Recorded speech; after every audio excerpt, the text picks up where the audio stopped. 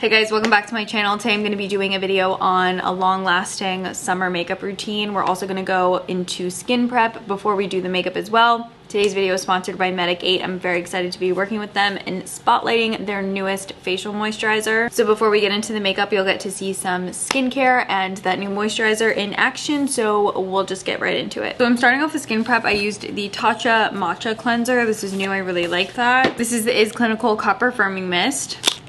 Clarins Double Serum. I've truly been using this for years.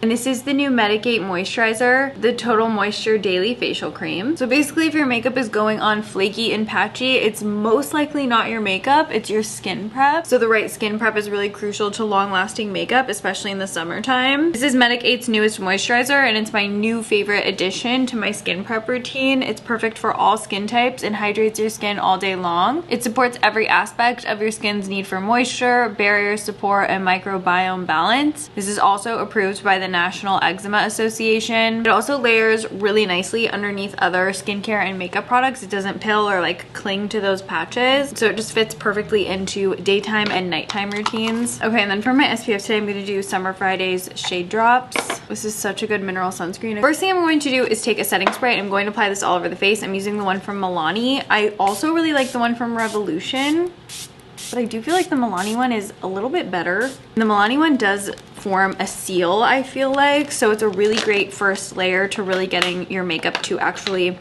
stay in place. And I'm going to take a little bit of e.l.f.'s Power Grip Primer. This I want to focus in the center of my face or anywhere you're prone to getting oily. I'm going in with just a touch of illuminator. I'm using Charlotte Tilbury Hollywood Flawless Filter. This one's in shade number 4. But in terms of this making your makeup actually last longer, it doesn't really serve a purpose. Definitely highlighting that the illuminator is not going to really serve a purpose in this longevity routine other than I like the way it looks. This foundation shocked me. I'm very obsessed with it. I think it has really great longevity, and it's kind of nice because you don't need to focus so much on prep. It's the e.l.f. Soft Glam Satin Foundation. So you won't actually have to focus, and this is in 30 medium warm. I will say I don't think this is an exact shade match for me. I like to use a little bit of bronzer to get it to kind of deepen up.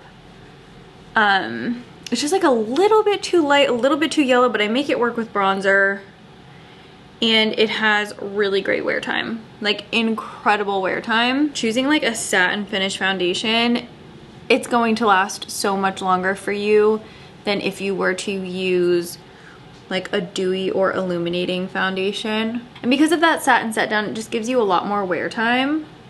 It does dry down kind of quick though, so I would suggest working in sections.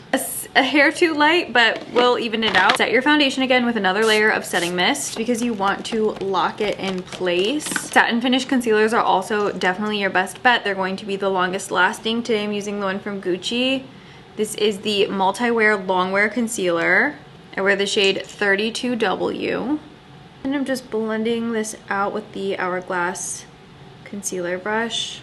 As far as blush and bronzer goes, honestly, your best bet is going to be layering cream bronzer and cream blush underneath your powder blush and powder bronzer. So I'll start with my cream bronzer, just using this to map out exactly where I want bronzing going. This is the TooFaced Melting Bronzer. I am truly obsessed. I've been a really big fan of this for the past at least like 3 months or so. Okay, and then I'm just blending this into the skin. I'm using the brush from Say Beauty. And then I'm going to do a little bit of cream blush. This is Lawless Pinch My Cheeks Soft Blur Cream Blush. And this one is in the shade Rosebud. I'm just using that same Say brush, and I'm just going to lightly bounce this right onto the apples of the cheeks. If you want the blush to stand out a little bit more, do blush before bronzer and then bronzer after blush. I don't like a super pinky cheek, so I just prefer to do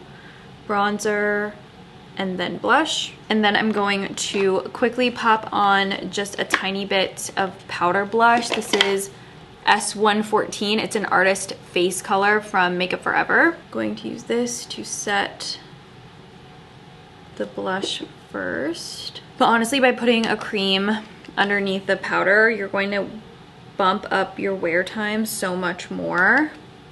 And then I'm just using the Armani Luminous Silk face powder to set all that bronzer down. Okay, and you guessed it, we're gonna set this again.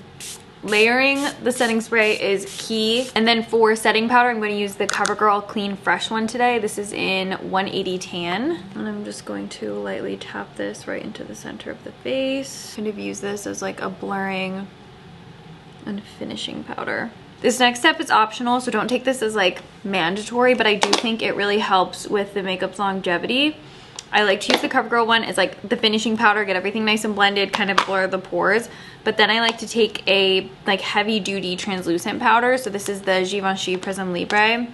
I love the little powder puff on this, and I just find that this makes my makeup last even longer when I kind of pack this on. I'm not necessarily baking with it, but really filling my powder puff up with it and pressing and rolling this onto the skin. It's okay if there's a little bit extra because we will go in and knock off the excess. But I just want to make sure that I set this down so that it's a lot less likely to moving around throughout the day. I also think that this just kind of gives that final blurring effect on the skin. And then I'll just knock off the excess powder. I hope this was helpful. I'll have all of the products listed and linked in the description box down below, and I will see you in my next video. Thank you so much for watching this one. Bye guys.